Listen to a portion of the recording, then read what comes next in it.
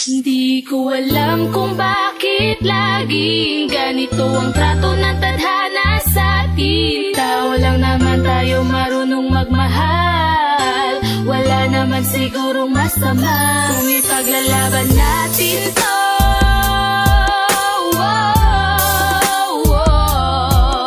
Yeah, basta mahal kita.